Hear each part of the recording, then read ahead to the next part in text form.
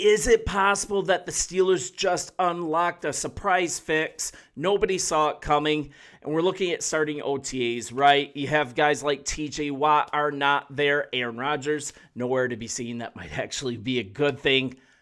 But DK Metcalf hasn't been there, at least on the outset. And looking at this wide receiver core without DK Metcalf, it's pretty obvious that the Steelers are likely asking the question or making the statement of, we need some help. Well, the answer may be coming to town tomorrow. And you got to bear with me because a lot of people have talked negatively about Gabe Davis by what he did in Jacksonville this past year. I don't believe what happened last year in Jacksonville is relevant. Jacksonville was such a dumpster fire, and I don't think a player's worth or a player's potentially future performance can be tied to what you do in Jacksonville last year. It was just a mess. You're looking at a player that just earned $11.5 million from the Jaguars this last season per his release, and we're likely looking at a $1.17 minimum salary player for any team that signs him. And for the Pittsburgh Steelers, there's very little risk. Get this guy into town on a prove-it deal. The flame out in Jacksonville was real, though. He caught 20 passes for 239 yards over 10 games in 2024, and he's seeking a new home. That could be the Steelers. I'm going to get into the specifics, but he's going to come to town for a team visit. The thing is with him, George Pickens is with the Cowboys now, and Davis reportedly he failed a physical before the Jacksonville Jaguars released him in early May. But if the medicals check out, that injury was quite a while ago last year, he could be a much-needed downfield specialist, a really solid wide receiver too behind DK Metcalf if he comes to town. And then Calvin Austin can continue to contribute on special teams. He can still be a reliable number 3 and number 4 threat.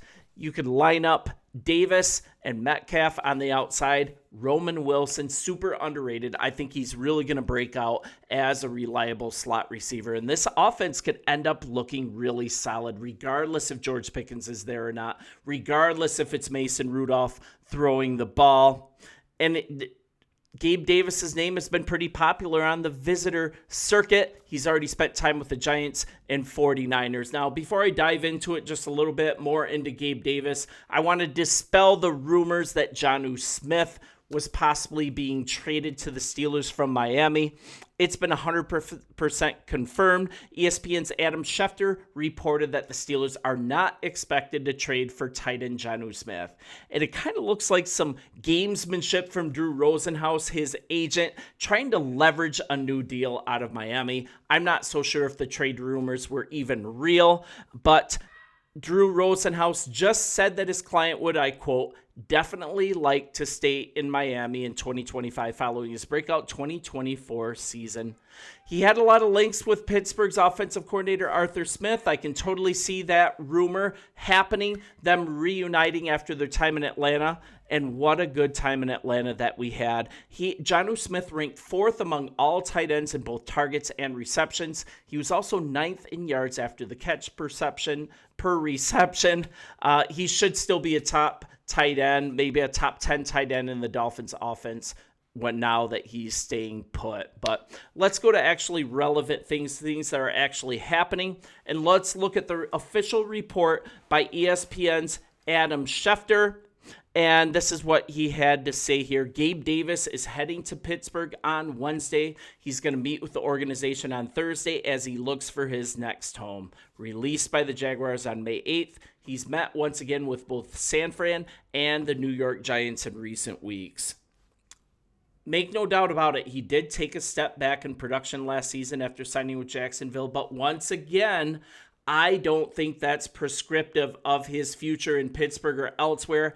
I think Jacksonville is just an absolute mess, and nobody performed overly well in that offense, especially with Trevor Lawrence missing a lot of time being hurt. So once again, he caught 20 passes, only 239 yards, 12 yards per reception, 2 scores, all of those being career worst across the board. 10 games played for the Jacksonville Jaguars before they had the season-ending injury, a torn meniscus, and that was in the November 17th loss to the Lions. So I think he's going to be fully good. I think he's going to check out medically, and if he does, he might be a really good flyer for the Pittsburgh Steelers. Very little risk and a reliable receiver to for Mason Rudolph or Aaron Rodgers to throw to. So Davis entered the league as a fourth-round pick of the Buffalo Bills in the 2020 NFL Draft. A half decade into his career, he's played for a pair of teams, the Buffalo Bills, and then, of course, spent last season an ill-fated time in Jacksonville.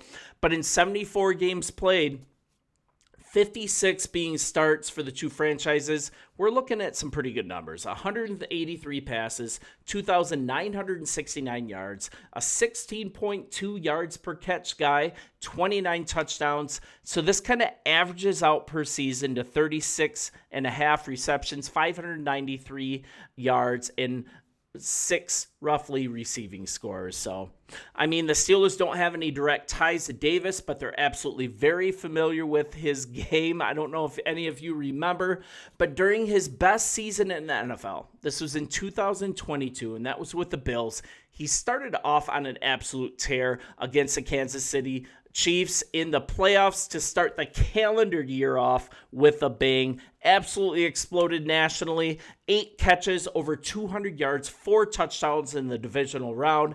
I remember that happening. It actually won me a fantasy championship. So I'm kind of pretty fond of this guy as a player just from that. It's hard to let that go. But he ended up picking up right where he left off when the next regular season rolled around. He put up career highs the next year in receiving yards, yards per reception, and tied a career best 7 receiving touchdowns. So part of these stats came against, you guessed it, your Pittsburgh Steelers. Absolutely torched the Steelers for 171 yards and 2 touchdowns on only 3 catches. This guy has a penchant for the big play. He's still young, and he signed that hefty deal with Jacksonville, had a down year for all the reasons that I stated, but the guy's only 26 years old. Only 1 season removed from a 700-plus receiving yards year, 7 touchdowns, absolutely huge upgrade to a playmaking group in Pittsburgh that I think just desperately needs it. Comes in an offseason with several changes, right? You guys are familiar with this. Russell Wilson, Justin Fields out, Mason Rudolph in, maybe Aaron Rodgers at some point. They've also reworked weapons. Jalen Warren is kind of the lead running back. We'll see how the rookie Caleb Johnson does. But now we've got DK Metcalf via the trade of Seattle. Robert Woods subtracted George Pickens in that deal with Dallas. So once again, the deal with Jonnu Smith is not happening. And all of this is to try to help an offense, right? An offense that hasn't even ranked in the top half of the league in the last 6 seasons. That could be the key to getting the team out of the middle ground. They continue to make the playoffs and lose in the first round. You guys are familiar with the rinse cycle here. But we don't want to waste any more of this defense that routinely still has been one of the best over that same span. So have an open mind about Gabe Davis. We can poo-poo who he is because of that year in Jacksonville. I'm seeing throw out that year. Look at his work in Buffalo. And if you would have looked at him coming out of Buffalo last year in the same situation, possibly coming to Pittsburgh to play for your Steelers, you guys likely would have been all over that. A guy that has a penchant for a big play and also has really consistent hands. He could be absolutely the answer that the Pittsburgh Steelers have been looking for, and it's kind of coming out of nowhere. Nobody saw this coming. You guys let me know in the comments what you think, and I will continue to be here with Pittsburgh Steelers news on the daily. We'll talk soon. See ya.